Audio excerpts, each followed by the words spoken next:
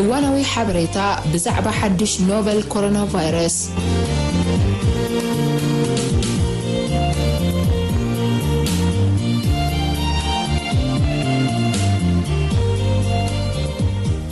ካብ ወርሒ ታሕሳስ 2019 ማዕከናት ዜና ዓለምና ብዛዕባ ኣብ ከተማ ውሃን ቻይና ዝተጋህደ ሓድሽ ዓይነት ጠንቂ ሕማም ስርዓተ ምስትንፋስ ኖቨል ኮሮና ቫይረስ ካብ ሰዓት ናብ ሰዓት ካብ መዓልቲ ናብ መዓልቲ ሓድሽ ሓበሬታታት የጋውሕ ኣለዋ። እዚ ሕማም ኣብ መጀመርታ እዋን ኣብ ከተማ ውሃን ቻይና ተሓፂሩ እዩ ጸኒሑ ነይሩ። እንተኾነ ግን ኣብ ሓፂር ግዜ ኣብ ካልኦት ከተማታትን ኣውራጃታትን ቻይና ክርአ ጀሚሩ። ብተወሳኺ ድሕሪ ግዜ እውን ናብ ገለ ሃገራት ኤስያ ከምኡውን ኣሜሪካ፣ ካናዳ፣ ኣውስትራልያን ፈረንሳን ምስ ኣብ ሃገረ ቻይና ብዝነበሮም መገሻታት ገለ ሕሙማት ክረኣዩ ጀሚሮም ኣለዉ። እቲ ሕማም ናበይ ገጹ ከም ዘብል ኣይተፈልጠን ዘሎ።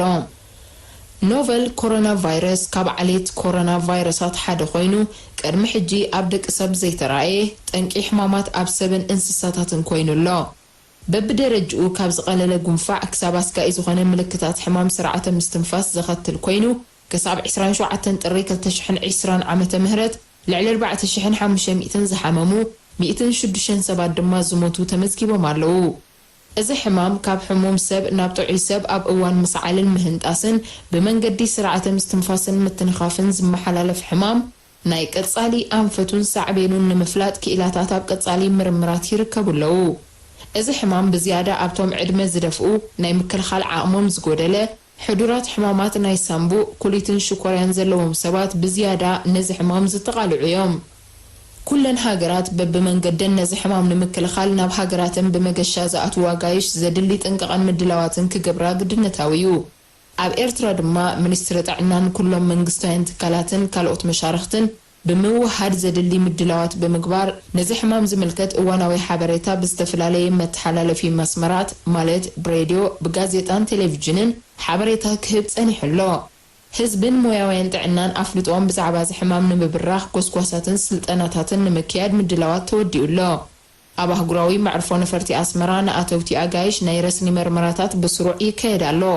ከምኡውን ንጡርጡራት መጽንሒ ዝኸውን ኣብዚ መዕርፎ ነፈርቲ ቦታ ተዳልዩሎ። ብተወሳኺ ዋላ እኳ እዚ ሕማም ኣብ ኤርትራ እንተዘይሃለወ ክመጽእ ንዝኽእል ኣብ ግምት ብምእታው በዚ ሕማም ንዝሓመሙ ዝእለየሉ ሆስፒታላት ተለልዮም ኣገልግሎት ንክህቡ ድልዋት ኮይኖም ኣለዉ። ዝኾነ ኣካል ሕብረተሰብ ድማ ነዚ ሕማም ንምክልኻል ዝኾነ ምልክታት ሕማም ስርዓተ ምስትንፋስ ምስ ዝዕዘብ ወይ እውን ብመገሻ ናብቲ ሕማም ዘለዎ ቦታታት ምስ ዝንቀሳቐስ ከምኡውን ኣቐዲሞም በዚ ሕማም ምስ ዝተነኽፉ ሰባት ጥቡቕ ርክብ እንተጸኒሕዎ ነዚ ቫይረስ ክቃላዕ ስለ ዝኽእል ብዝቐልጠፈ ናብ ከባቢኡ ዝርከብ ትካል ጥዕና ክኸይድን ሓበሬታ ክህብን ይግባእ። ሚኒስትሪ ጥዕና ምዕባሌታት ናይዚ ሕማም ብምክትታል እዋናዊ ሓበሬታታት ንህዝቢ ከፍልጥ ምዃኑ የዘኻኽር። ሚኒስትሪ ጥዕና